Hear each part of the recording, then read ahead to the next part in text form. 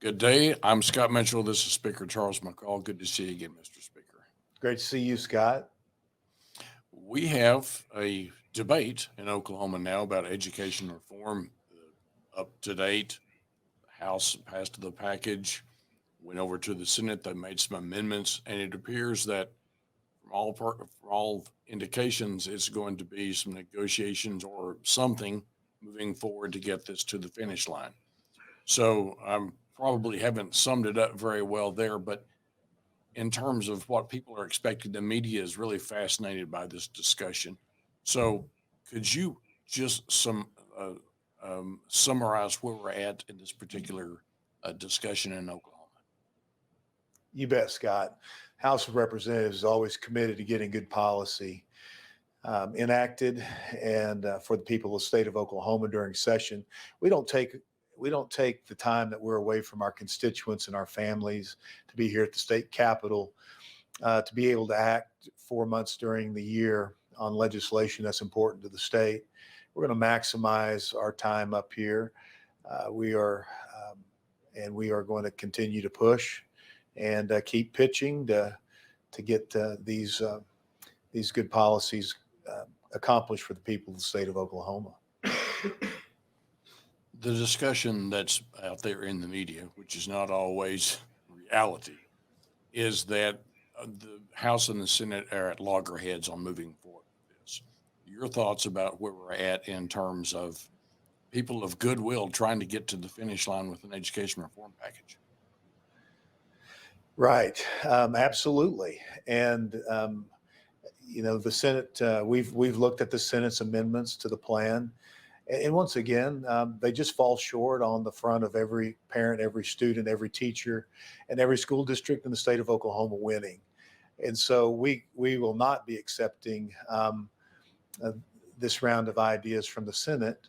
Um, Although that there were some things that we paid attention to in reading the legislation that potentially can that we can coalesce around that could make the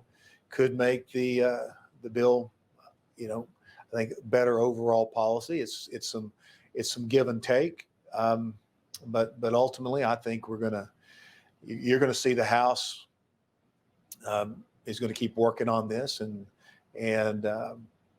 and I think the Senate will come around and support the framework, um, albeit probably different chemistry than what the House uh, initially put forth. But there's some components of what they've discussed and um, that we think could be good and pieces of the legislation. But we've always said that. We're unfortunately this piece of legislation is not going to the governor's desk right now, and it could be. We could have accomplished all of this before the Senate voted on the bill, but we did not have. We were not asked for input from the Senate on that, and so we'll find other ways to move forward to resolve this before session ends. The drama aspect of it for the media is the friction between individuals, and that's something that a lot of people really enjoy. But for those who are interested in public policy and getting the best public policy that can be done during this particular session, one question that keeps coming up to me is, do you think this has gotten personal? Is this still just a sharp policy disagreement? Is there personalities? Are there personalities involved? And do you have faith that there are people of good faith that will try to do everything possible to get this to the finish line? Yeah, I do not think this is personal at all from the House of Representatives perspective. Ultimately, we want good policy. We're going to we're going to have to agree to disagree with the Senate on their rushed version of these amendments. But we still have a lot of time to come back around and find a way to get a good sound policy resolved and to the governor.